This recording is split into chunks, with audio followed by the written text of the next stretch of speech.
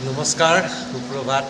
মোৰ দ্বিতীয় দিনৰ ভিডিঅ'লৈ সকলোকে স্বাগতম জনালোঁ আৰু একদম একেবাৰে মেচি আই হস্পিটেলৰ ফ্ৰণ্টত হোটেলৰ ব্ৰাণ্ডাৰ পৰাই আজি ভিডিঅ'টো আৰম্ভ কৰিলোঁ। গতিকে আজি কালিৰ ভিডিঅ' কেনেকুৱা পালে সেইটো জনাব আৰু আজিৰ ভিডিঅ'টো খুব ধুনীয়া হ'বলৈ গৈ আছে, কাৰণ আজি দ্বিতীয় দিনাখনি কি কাম হ'ব সকলোবিলাক কৈ আছোঁ। কালি প্ৰেছাৰৰ কাৰণে এটা বেজি ল'ব লাগে চকুত, গতিকে বাহিৰত কিছুমান ডাক্তৰক দেখালোঁ প্ৰেছাৰৰ কাৰণে, আৰু আজি আকৌ পুনৰ যাম পইচা জুখিব, তাৰপিছত চকুত বেজিটো মৰাৰ পিছত আমাৰ কাম প্ৰায় হৈ যাব। বাকী একদম আজি বৰষুণ দি দিলে, গতিকে অকণমান ঠাণ্ডা, ইভাগে একদম গৰম, যথেষ্ট গৰম। গতিকে ইমান গৰমত মানে অশান্তি লাগি যোৱা এটা গৰম। গতিকে এতিয়া ধুনীয়াকৈ চলি আছোঁ। আৰু এটা কথা, ইয়াৰ হোটেলবিলাকত কেনেকৈ খোৱা আৰু মানে চাহ তাহ সকলোবিলাক দাম চাম কিমান কি আছে সকলোবিলাক ধুনীয়াকৈ জনাই গৈ থাকিম। যিহেতু শেষলৈকে চাই থাকিম।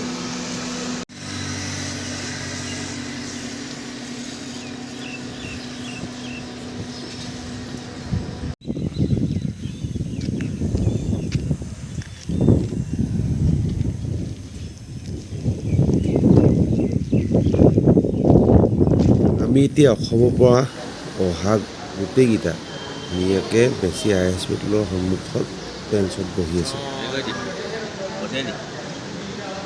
এতিয়া আমি উপস্থিত আছোঁ মেচি হস্পিটেলৰ একেবাৰে ভিতৰত, আৰু এইখন হ'ল গাৰ্ডেন চক। কি ধুনীয়াকৈ সেউজীয়া কৰি ৰাখিছে, একদম পানী থাকে নজলবিলাকে। আৰু লগতে এইখন হ'ল মেচি হস্পিটেল। আজি আমাৰ দ্বিতীয় দিনাখনি আমাৰ চব কাম সুকলমে ইতিমধ্যে হৈ গৈছে। অলপ দেৰি আগলৈকে আমি খুব টেনশ্যনত আছিলোঁ, দেউতাৰ প্ৰেছাৰটো অলপ বাঢ়ি আছিলে। আৰু এতিয়া এটা কথা মই ইয়াত বাঢ়ি গম পালোঁ যে যদি কেনেবাকৈ মানুহৰ প্ৰেছাৰ আৰু চুগাৰ থাকে, তেতিয়াহ'লে এইবিলাক কণ্ট্ৰল কৰিহে ইয়ালৈ আহিব, নহ'লে কোনো কাৰণত ইয়াত বেজি হওক অপাৰেশ্যন হওক এইবিলাক নহয়। ইয়াতে বুলি নহয়, সকলোতে নহয়, কিন্তু ইয়াত খুব মানে হাৰ্ডলি বস্তুটো খুব ষ্ট্ৰিক্টলি চায়।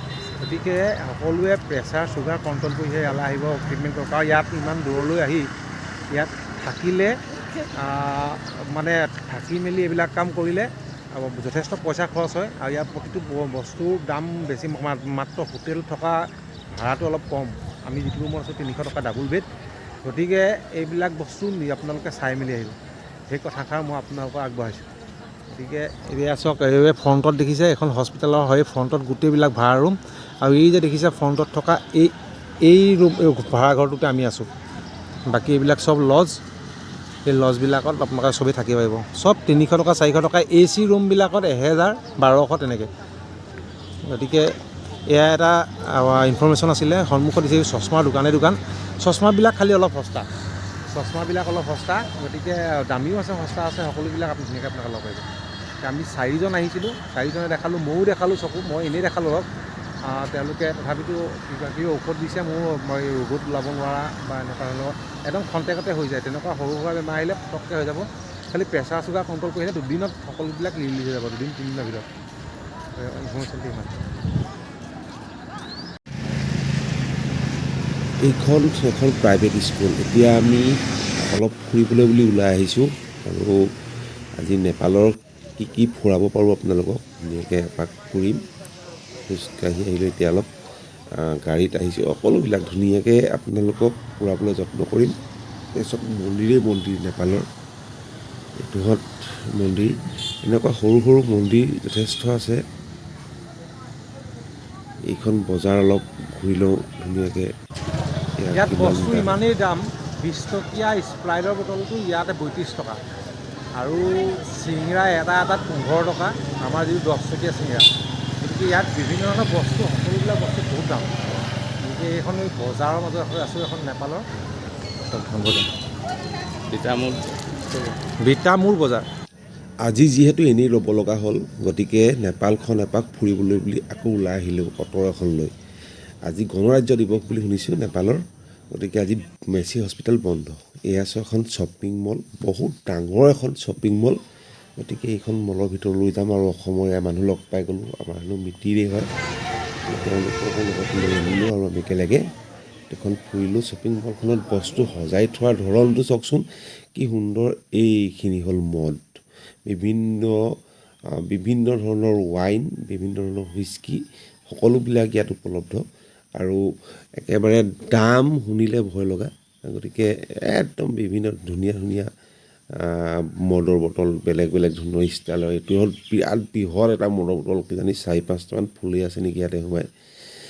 গতিকে এইবিলাকেই হ'ল নেপালৰ কিছুমান মদৰ বটল।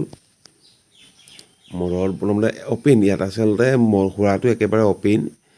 আৰু ইয়াত আমি ওপৰলৈ বুলি উঠি গ'লোঁ। ইয়াত দেউতা আজিলৈকে উঠি পোৱা নাই, একদম উঠিবলৈ ভয় কৰিছে, যেনে তেনে উঠাই লৈ আহিলোঁ। এইটো এটা ফ্ল'ৰ চক। ইয়াতে চিচাৰৰ বস্তু, আমাৰ এইবিলাক বিশাল এনেকুৱা ধৰণৰবিলাকত যেনেকৈ সজাই থয় ঠিক তেনেকৈ সজাই থয়, কিন্তু ইয়াৰ একদম অত্যন্ত বেছি কোৱাণ্টিটি আৰু খুব ভাল লগা। সজোৱাৰ ধৰণটো খুব ভাল লগা। এখন চেণ্ডেলৰ এখন মাৰ্কেট চক, এইপিনে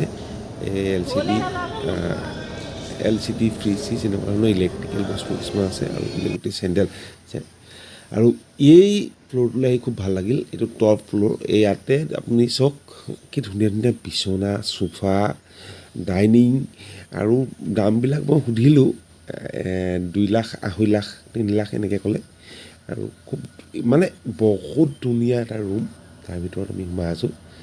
আৰু বোলো সুধি লৈছোঁ যে ফটো মাৰিব পাৰিম নে, এইবিলাক পাৰি। ধুনীয়াকৈ ফটো এটা মাৰি ল'লোঁ, মানে ভিডিঅ' এটা কৰি ল'লোঁ।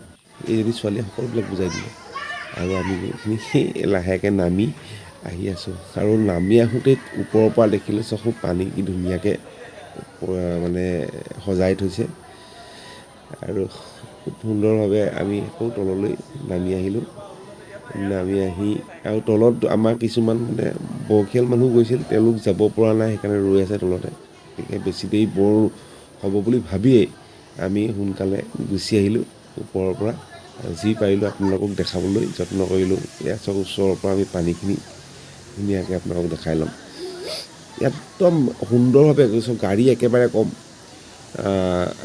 আমাৰ অসমৰ তুলনাত বা ভাৰতৰ তুলনাত গাড়ী একেবাৰে কম নেপালত। আৰু একাপ ফ্ৰীকৈ চাহ খোৱালে, সেইখন লাল চাহ। গতিকে সেই কাপোৰ সুন্দৰভাৱে খাই ল'লোঁ। এই ছোৱালীজনীয়ে ফ্ৰীকৈ চাহ খোৱালে, আৰু মানুহবোৰে চাহ লৈ ছাইডত বহি বহি খাই আছে। এতিয়া আমি তাৰ পৰা ওলাই গুচি আহিলোঁ। ওলাই আহি অলপ দূৰ খোজকাঢ়ি যাম। তাৰপিছত এটা বস্তু জগাটো ইয়াতে অলপ বেলেগ ষ্টাইলৰ। গতিকে আজি ভিডিঅ'টো ইমানতে সামৰি লৈছোঁ। Bye bye.